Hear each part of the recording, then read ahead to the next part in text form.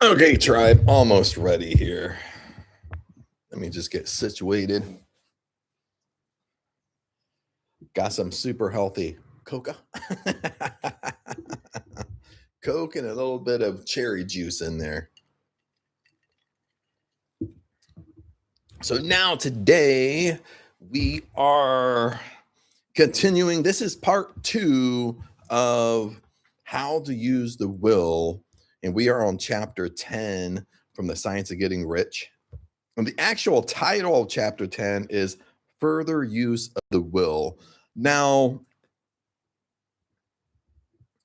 just to paraphrase really fast with part one, is what Wallace Wattles is talking about is your willpower.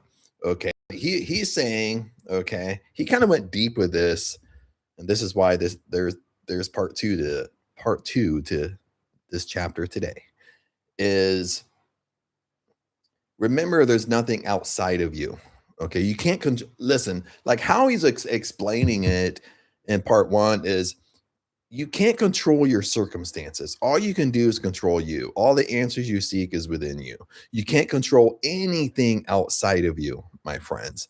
Like even like in manifesting, anything you want to manifest. You want to manifest your dream house, okay? You can't control how it's going to come to you. That's controlling the circumstances outside of yourself. Listen, all you can do is control this person right here, okay? Um, so when he's talking about willpower, he's really talking about you controlling your willpower in a way that you're controlling what you're thinking about all day long. Okay. You don't let, in part one, you don't let your mind drift off into Negativeville and you stay in Negativeville. Okay. So what he explained in part one is when you start drifting off thinking about negative, that's you technically pushing pause on what you're trying to manifest.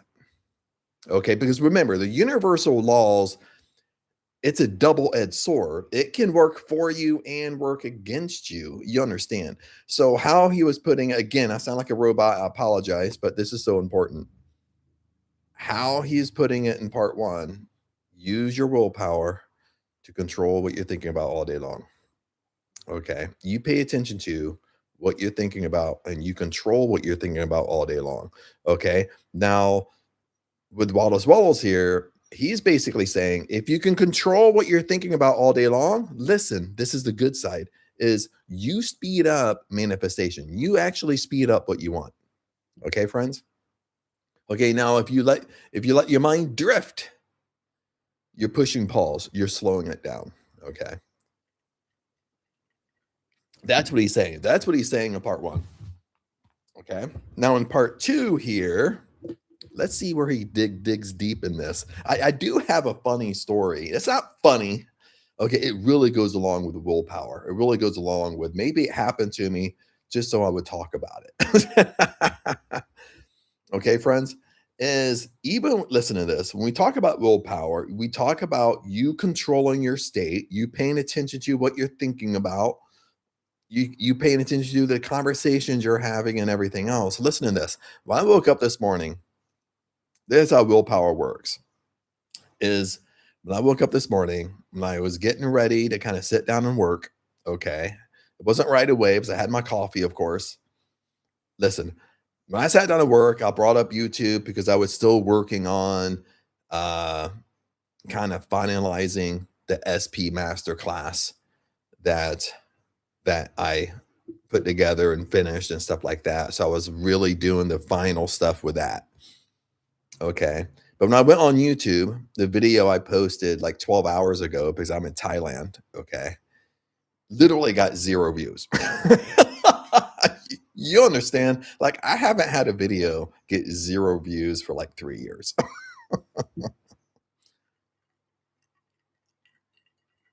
So, like in the beginning, my mind was just like, what in the world?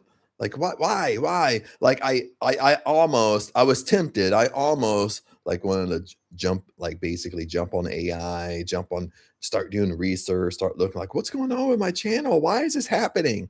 Okay, but listen, And sometimes I'll fall into that. Sometimes I'll spend 3 hours researching what's going on, you know what I mean? When really in reality, nobody knows what's going on, okay? You have all these YouTube experts out there. Listen, like, a lot of them just vaguely know, how to be successful on YouTube. I mean, I'm sorry to say that, but a lot of them, even the ultra successful ones, yes, they know certain things, but you know what I mean? It's not like it's not rocket science what type of information they're gonna give you, okay? But one of the good things I did with that is I kinda saw it for a brief, like, couple minutes, my mind started to wander down. Like, I need to research, I need to okay, what's going on? What's going on with my channel? Okay, but I stopped myself, okay, and I continued on with my day.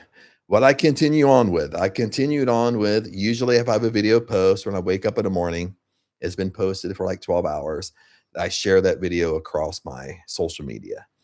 Okay. I did the same thing. You know what I mean? I snapped out of it.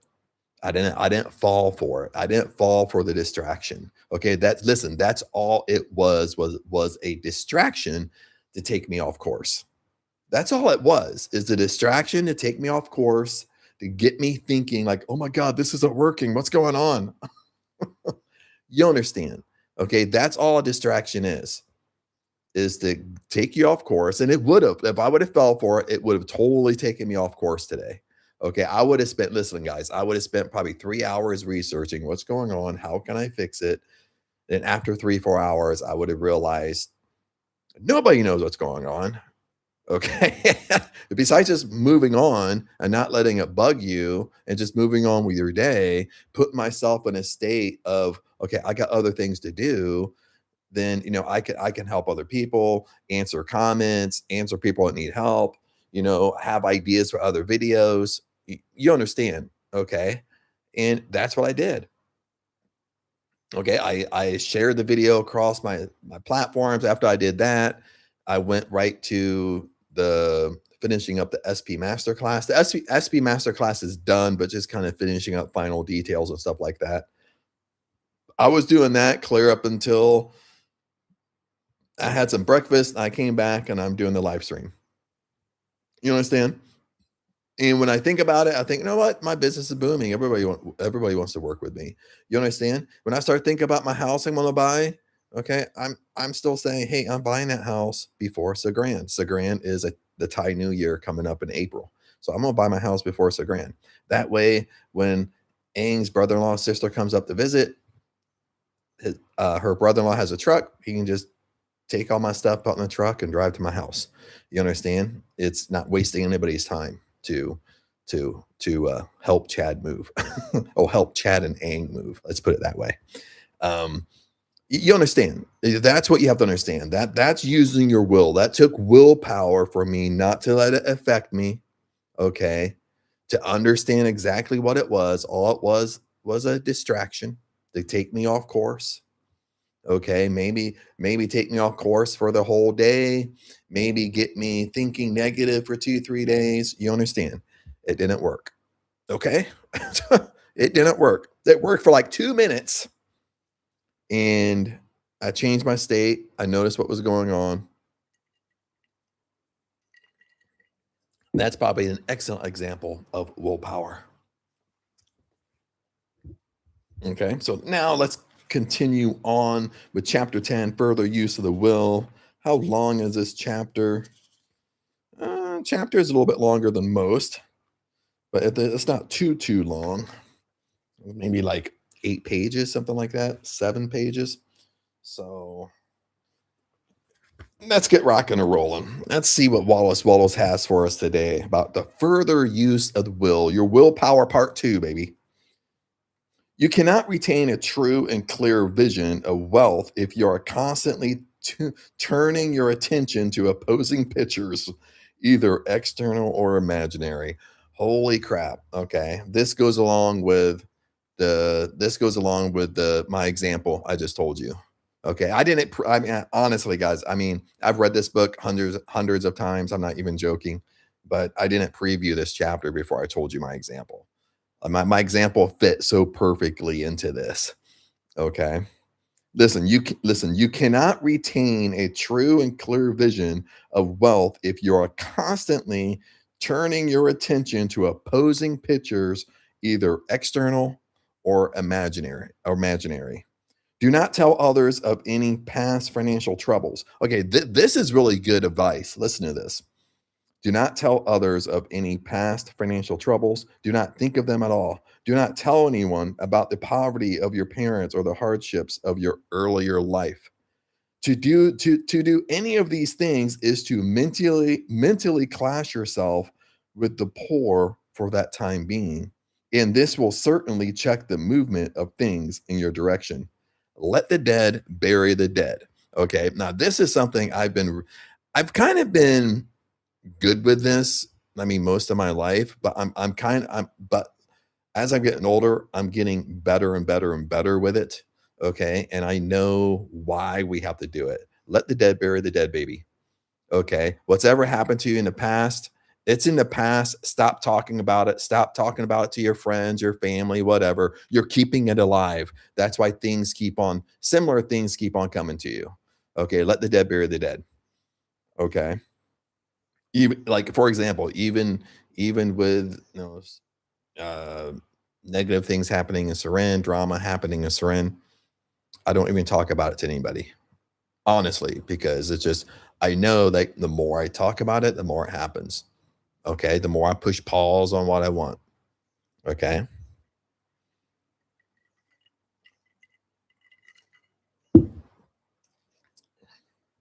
I feel like rereading that paragraph one more time for you because a lot of us struggle with this stuff.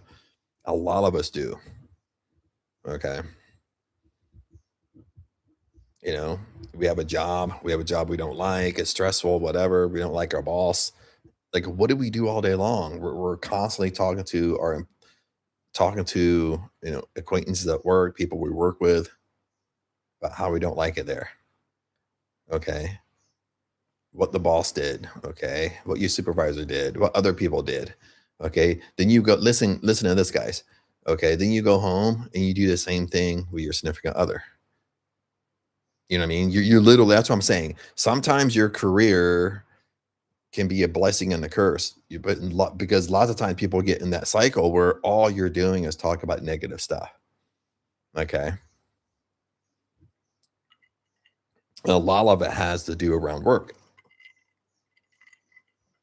Listen, this even rings to me. Listen, do not tell any do not tell others of any past financial troubles. Do not think of them at all. He even say, don't talk about it. Don't tell other people. Don't tell your best friends. Don't tell your family. Don't tell your parents. Don't tell your sister, brother, whatever, your best friend, whatever. You don't tell anybody. And listen to this. He goes a step further. He said, do not think of them at all. Do not think of your problems you're going through right now. Do not think about stuff that's happened in the past. Okay. The past is the past, baby. You can't change it. Okay. Stop thinking about it. Stop dwelling in that state. Stop talking about it. Okay. Do not tell anyone about the poverty of your parents growing up, how it was growing up, because for that time that you're talking about it, you're mentally classifying yourself in that image, meaning you're going to recreate those circumstances. Okay. That's what Wallace Wattles was talking about. And he says to do any of these things is to mentally class yourself with the poor for the time being. And this will certainly check the movement of things in your direction. Let the dead bury the dead. Put poverty and all the things that pertain to poverty completely behind you. You have accepted a certain theory of the universe as being correct and are resting all your hopes of happiness on its being correct.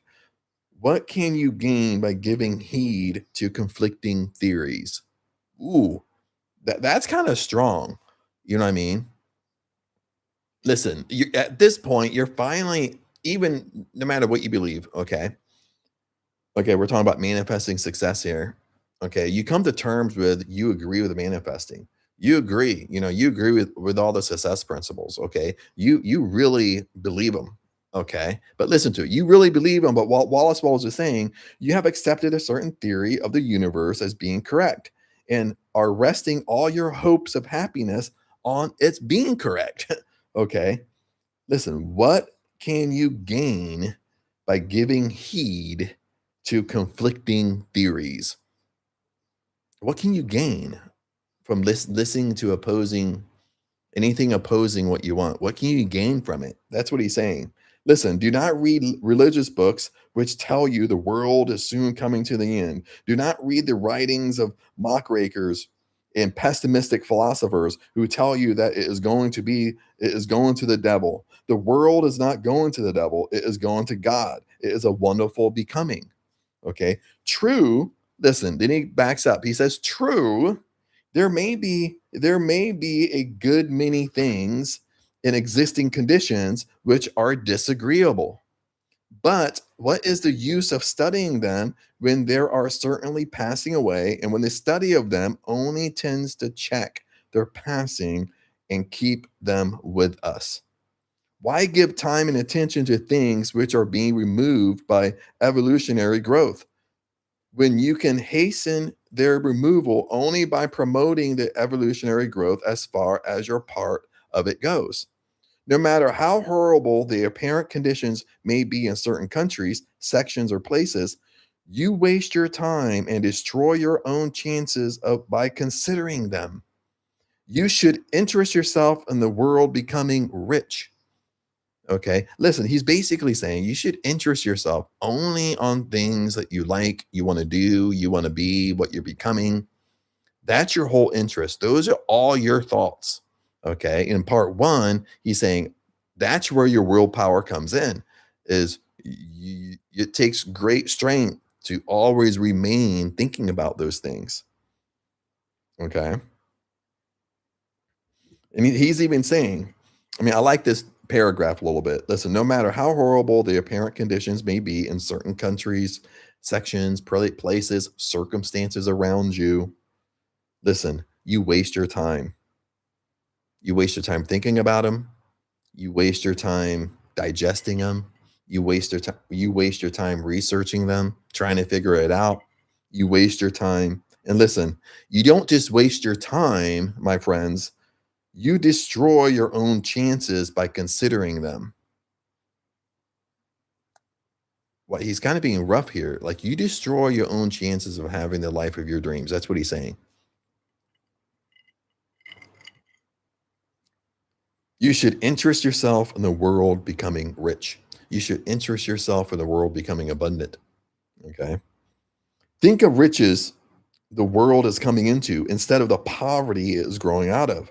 And bear in mind that the only way in which you can assist the world in growing rich is by growing rich yourself through the creative method, not the competitive one. Okay, he's talked a lot about this a little bit.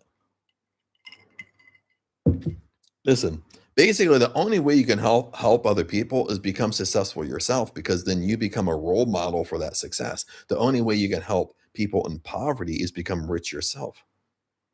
Okay, because you become a role model for that.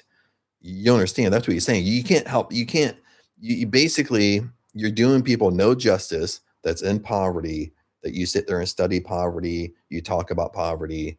Okay, you do them. You give them no hope or aspirations. Okay, you're just classifying yourself with them, which brings you down to that level. Okay, give your attention wholly to what. Give your attention wholly solely to riches. Ignore poverty. Whenever you think or speak of things who are poor, think and speak of them as those who are becoming rich. Ooh, okay. This is almost like Neville Goddard, when Neville Goddard taught. Now, in his more advanced teachings, he taught like how you look at somebody. Okay, if you basically you have an alcoholic in the family. Okay, you get around a table and you start talking about Uncle John being an alcoholic, whatever. You just keep him bound to the alcohol.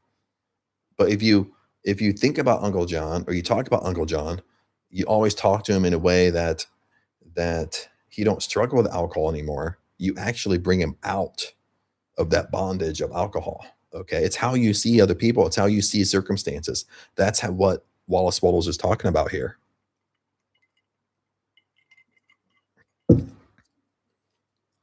That's what he says. Give your attention solely to riches, ignore poverty. Whenever you think, listen, whenever you think or speak of those who are poor, think and speak of them as those who are becoming rich. Okay. If someone has lack of money or is poor, you don't think of them being poor. You think of them being rich and abundant as those who are to be congratulated rather than pitied. Then they and others will catch the inspiration and begin to search for a way out. Because I say that you are to give your whole time and mind and thought to riches, it does not follow that you are to be sordid or mean.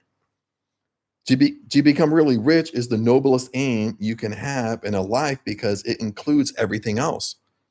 On the competitive plane, the struggle to get rich is a godless scramble for power over other people. But when you come into the creative mind, all this has changed.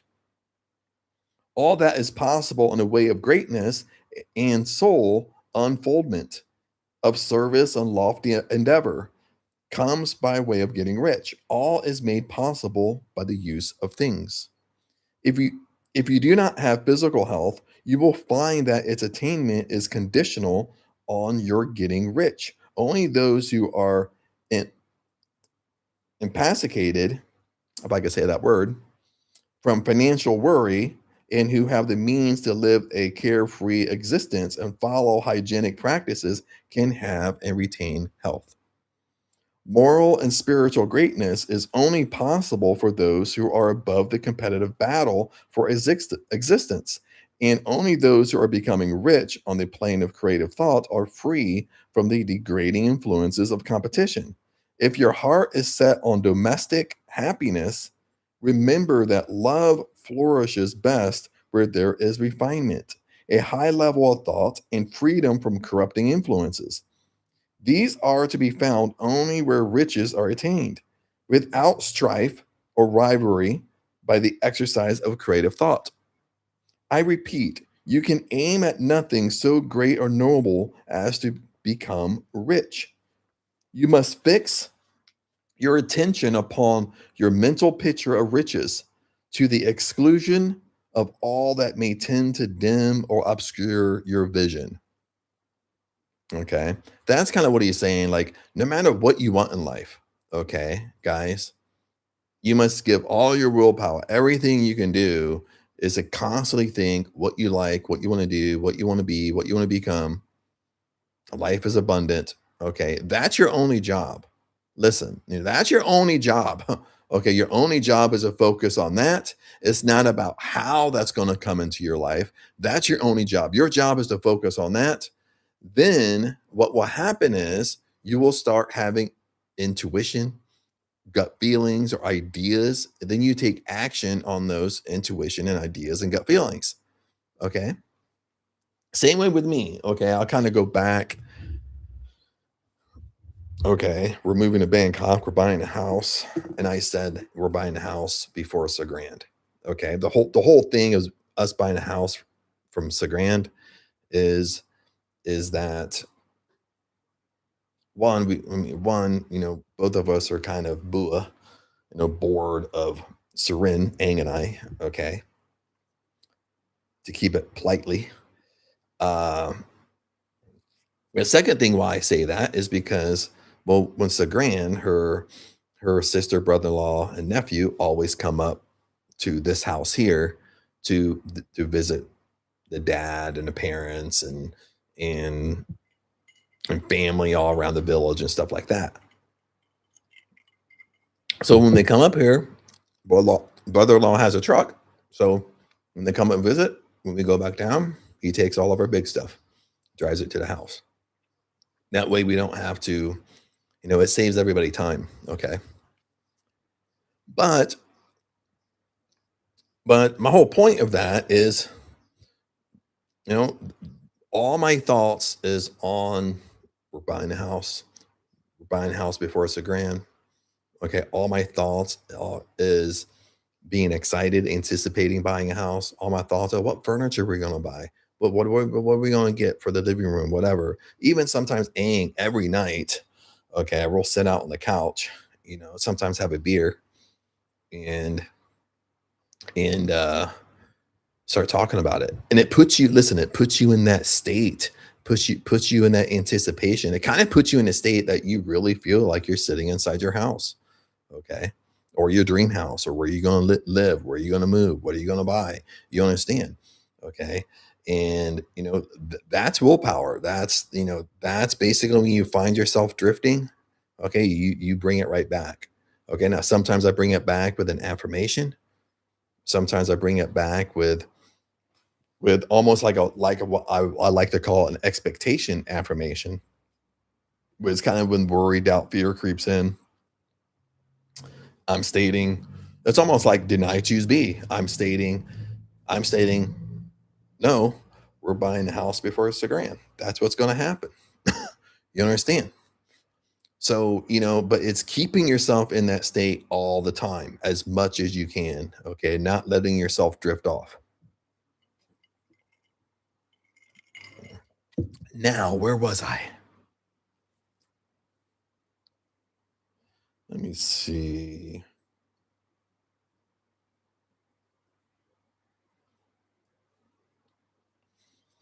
Okay.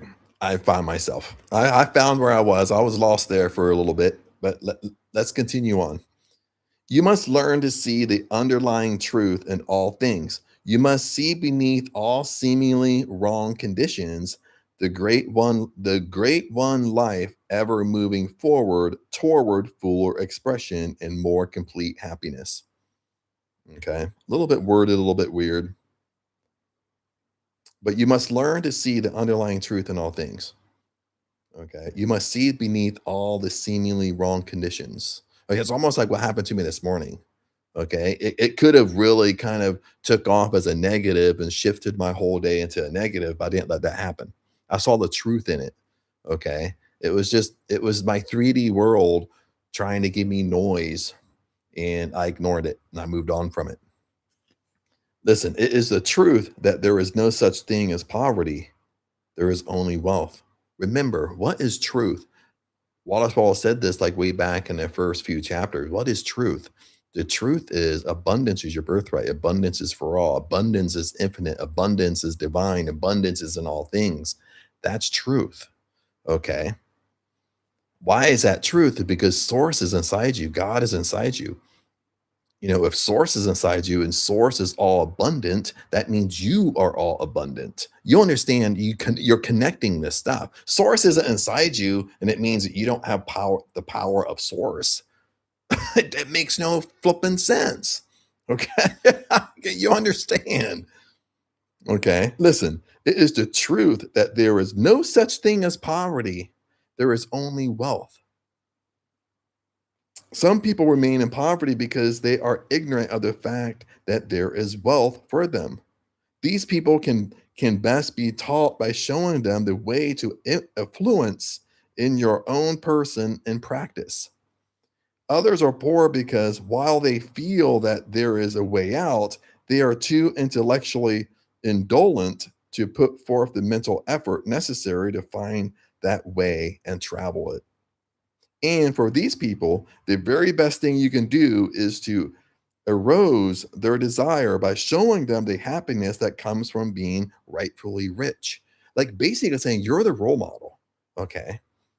You're the, I mean, you're the, I mean, you're the role model in life. That's why Wallace Wattles is saying you can't teach people to get out of poverty. The only way you can teach them is you become rich yourself. You become successful yourself. Okay. You rose out of it yourself.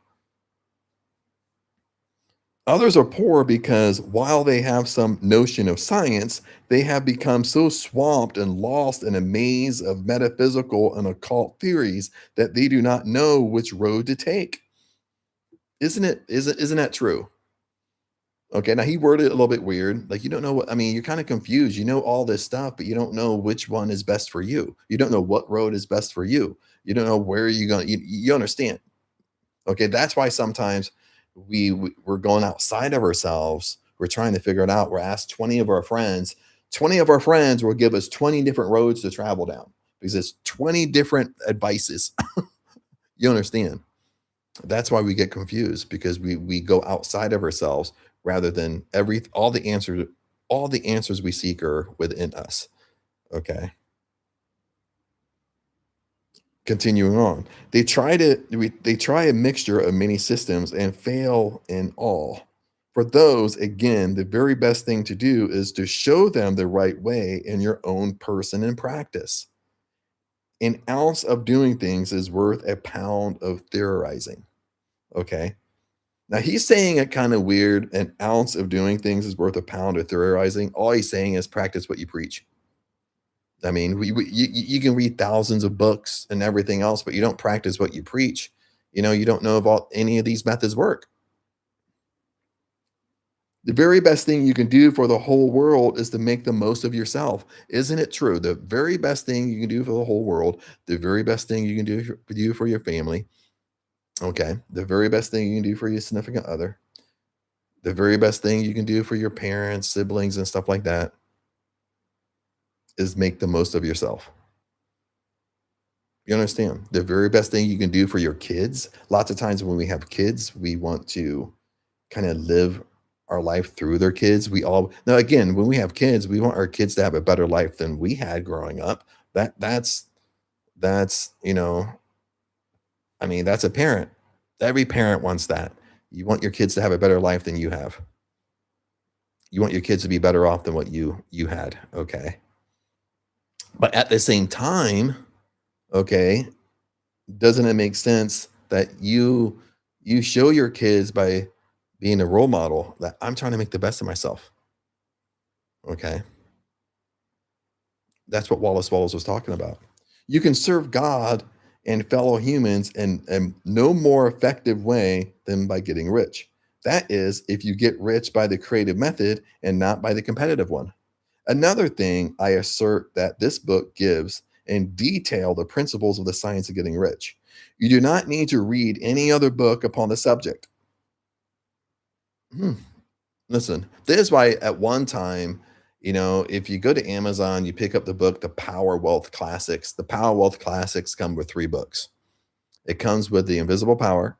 It comes with The Science of Getting Rich, this book we're going through right here, and it comes with uh, Think and Grow Rich by Napoleon Hill. Okay, these three books right here are really the only three books I read over and over and over and over and over again, probably for a couple years.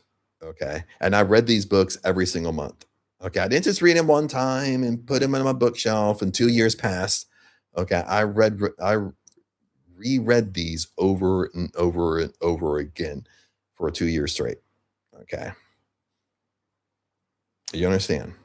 Okay. I pretty much read these books like literally every single month, all three of them. Okay.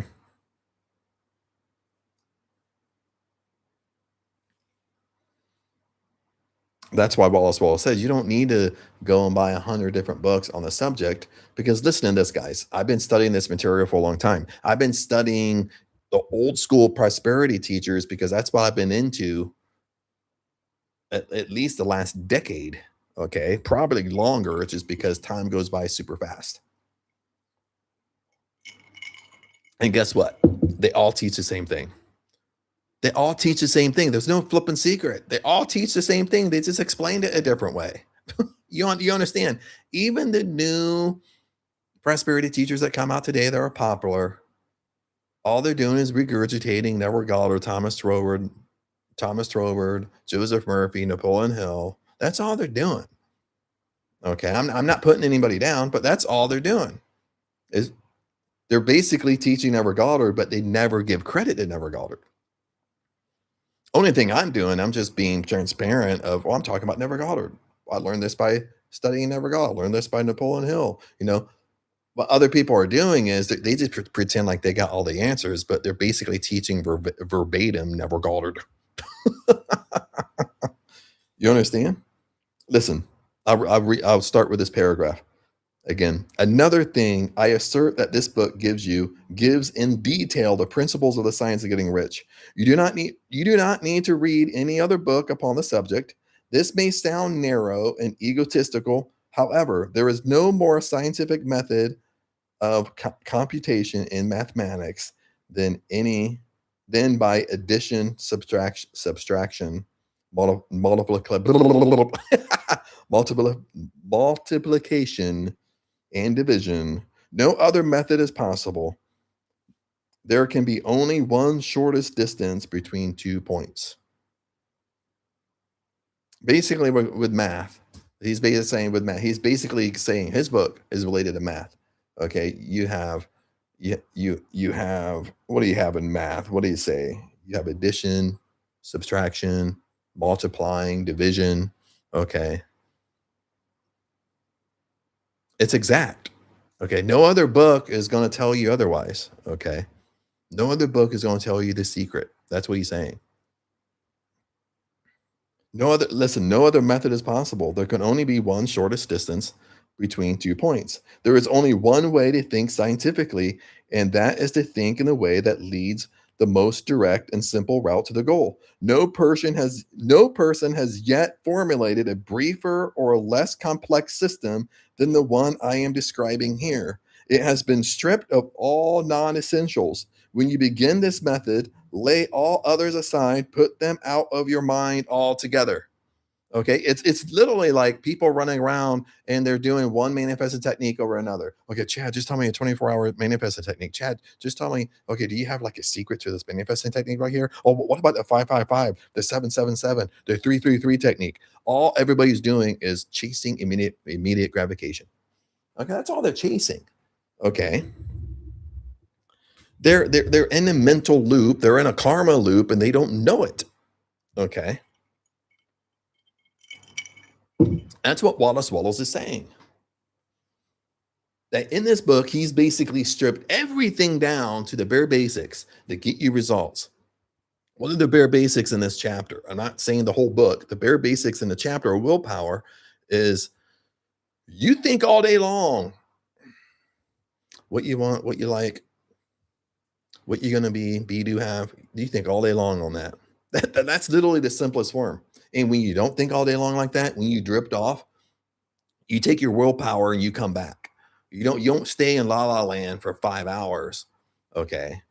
And you think nothing's going to happen to you in those 5 hours. All you've done is press pause on your manifestations, okay? That's all you've done. Okay, it's all you've done. That's all you're done doing, my friends. That's why I told you, like in my example with buying a house, my mind is so fucking laser focused. I'm sorry for my language, but my mind is so laser focused. We're buying a house before it's a grand. That's it. Okay. All my mind is focused on the money I need, the exact amount to buy the house. Okay. I see myself. I don't go straight to the end. I don't go too far. I do the natural steps. Okay. And so in my imagination, Aang buys our VIP bus tickets going from Surin down to Bangkok. That's a 6-hour drive. I see myself sitting on the bus, looking out the window. They give me snacks, like an airplane. I see myself eating my sandwich, but it tastes like Aang sitting cockeyed from me. That's how it is on a VIP bus because I've been on them before. That helps out. Okay. We're chatting. We're excited. We get to Bangkok. We take a taxi to Aang's sister's place. Okay. We stay there. The next morning, we get up and we drive to the place where we're going to buy the house. We take a look at it. We sit down, talk about it, negotiate, and buy it. Okay. Then I see myself like holding Aang on my arms and we're taking a picture and the house is behind us. You understand? That's my living in the end. That's my imagination. That's my imaginal scene right there. Okay. Okay.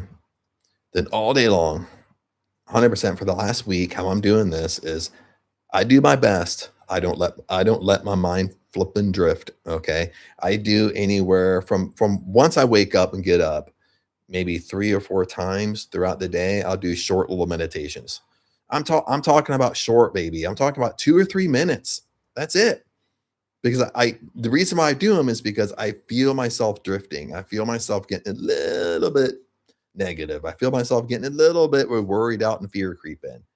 That's when I sit down, I do my imaginal scene, 2, 3 minutes, I get up and that shifts my state, and I get up and continue on through the day. Sometimes I'm saying affirmations out loud around the house, like the expectation affirmation. Like basically deny, choose, be. You start feeling worry and doubt, you deny that state, you choose a state, you choose a person who you want to be, and you become that person. You state it like, no, no, we're buying a house before it's a grand. Okay. I don't care how it's going to happen. I don't know how it's going to happen. I just know it's going to happen. I just know it's going to work out in my favor. That's it. Okay. And what Wallace Wattles was saying in Science Getting Rich is, if listen, guys, it's how simple it is. If you can keep yourself I'm not being honest here, most of the day thinking the right way, thinking how you should, you speed up time, you speed up manifesting 100%. Okay. The more time you're off in negativeville, you're pushing pause on what you want. Okay. Now, where was I?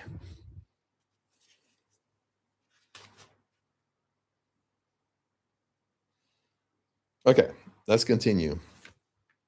We got a couple pages here. He continues on. He says, read this book every day. Keep it with you. Commit it to memory. Do not think about other systems or theories. If you do, you will begin to have doubts, worry, doubt, and fear will creep in, and to become uncertain and wavering in your thought. Then you will bring negative thought to the formless substance. Hmm. That's why this book is a simple read. It seems long because I'm reading it to you, reading out loud, blah blah blah. But when you read it to yourself, this is a simple read. Listen, read this book every single day. Keep it with you, commit it to memory. Do not think about other systems or theories. If you do, you will begin to have doubts and to become uncertain and wavering in your thought. Then you will bring negative thought to the formless substance.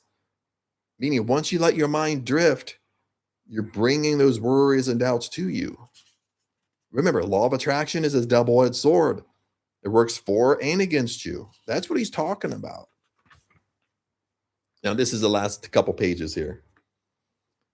After you have made good and become rich, you may study. Listen, after you have made good, after you become rich, after you become ultra successful, after you have what you want, he says, you may study other systems as much as you please, but until you are quite sure that you have gained what you want, do not read anything else on this subject except the authors mentioned in this practice. Only read the most optimistic comments on the world news, just those that are in harmony with your picture. Listen, only read the most optimistic comments of the world news. Okay, now and back in his day, he's talking about, there's newspapers and stuff like that.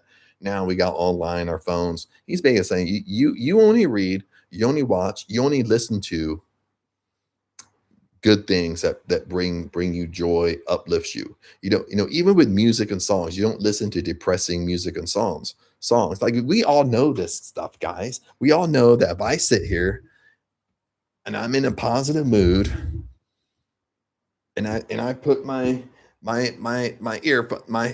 headphones on, and I think, okay, I'm not editing or anything, I'll just listen to music, and a sad song comes on, what do you think happens?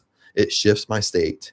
I start thinking of the past, thinking about things that happened to me in the past. I start, you understand, you know what I mean? It shifts my new mood into more of a depression state. Okay. It doesn't keep me positive of an outlook on life. That's what he's saying. Only read the most optimistic stuff. Also, postpone your investigations into the occult. Do not dabble in ooh, he's using do not dabble in spiritualism or kindred studies. It is very likely that the dead still live and are near. But if they are, let them alone. Mind your own business. Isn't it so true? Just the whole success principle is mind your own business. You know what I mean? That sometimes, I mean, that's easier said than done. Lot of these principles are easier said than done because sometimes we're an empath, sometimes empaths. The two superpowers of an empath is that you can read other people's energy. You walk in a room, you can pick it up right now. Okay, you've learned that as a kid. I don't want to go. I don't want to go down the rabbit hole with this. That's one superpower. Okay, you can feel other people's energy, but what you don't understand is when you feel other people's energy, you actually absorb their energy. You actually take on their energy.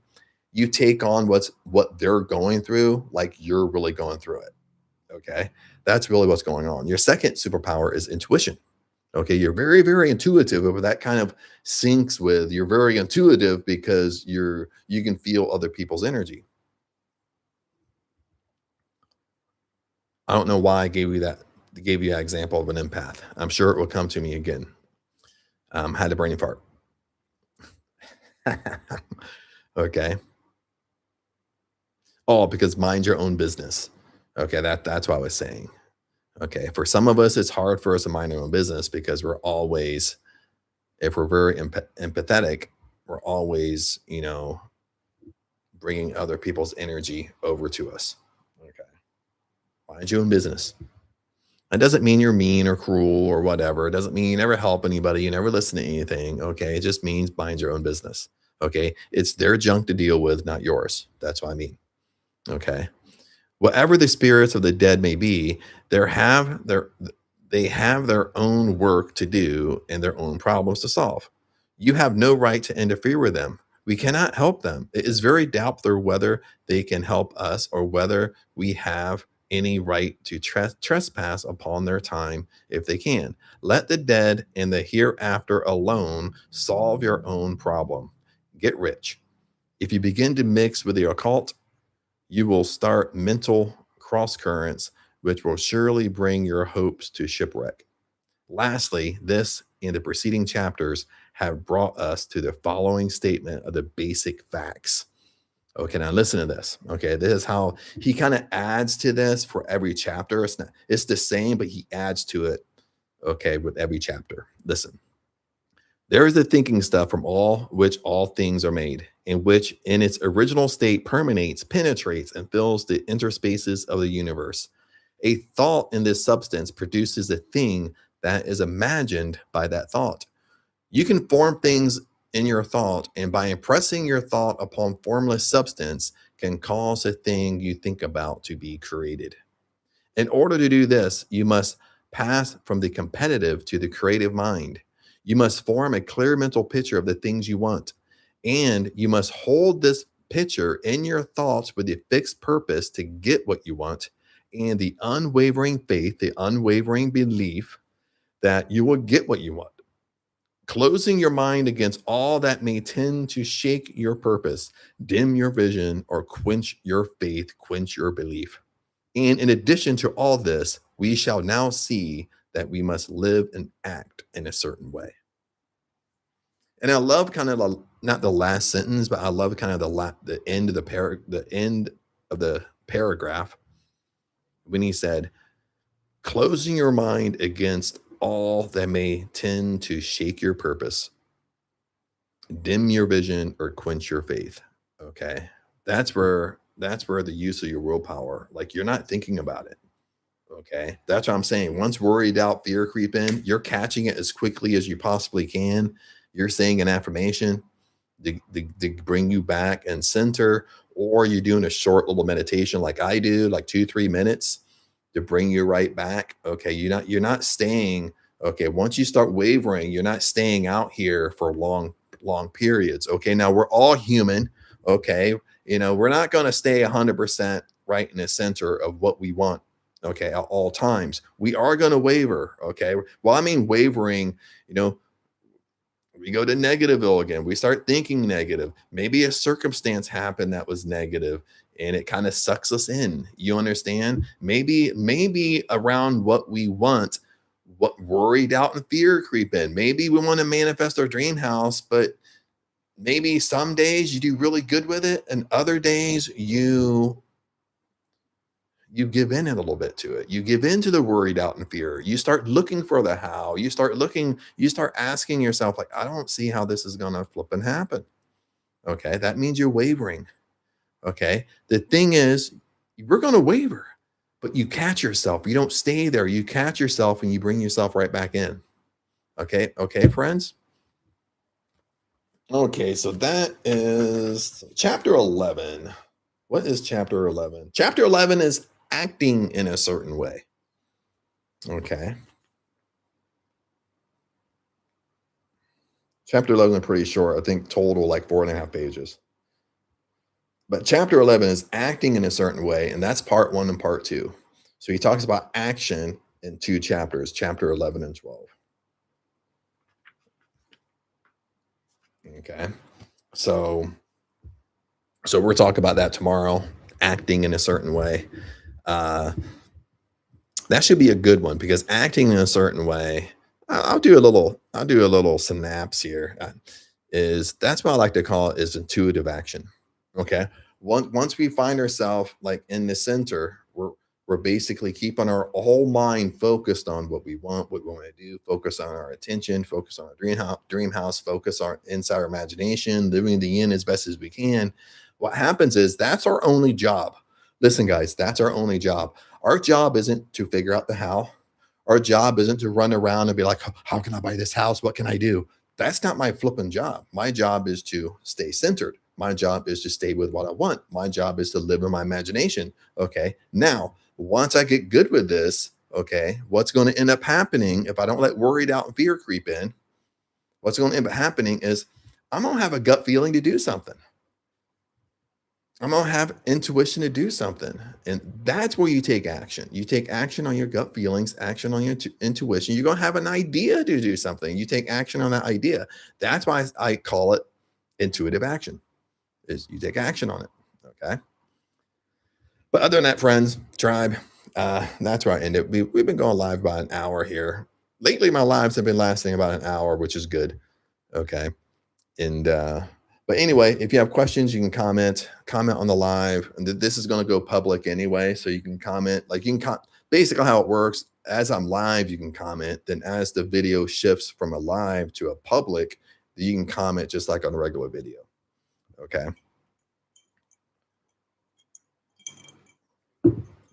But anyway, I have to be careful. I don't choke. I don't choke on that ice cube. Remember, I love you guys. And I'll see you tomorrow on the next live stream. Maybe I'll go live later on today. We'll see how I feel. But anyway, 100%, I'll see you tomorrow on the live. And other than that, remember, I love you. Hang in there. Okay, guys. Even if you feel that need to get giving up, sometimes sometimes we just have days like that. Like this stuff isn't working. Okay. Don't give in to it. Okay. Because this is like, and this is another thing I'll end with is lots of times when I've manifested big things is it's kind of funny how it ends up happening right at the last minute. It ends up happening right when you need it to happen. Okay. It ends up coming to you at the last minute, at the last second. Okay. That's how honestly most of my stuff has come to me. Not all, but I mean, even big stuff, you're thinking, I have no clue how this is going to happen. It's up to the very last minute where you just need it to happen and it happens. Okay. So don't give in to worry, doubt, and fear. You're going to have those feelings. You're going to have those emotions, but you control them. Okay, my friends. But other than that, remember, I love you guys and I'll see you tomorrow. Peace out.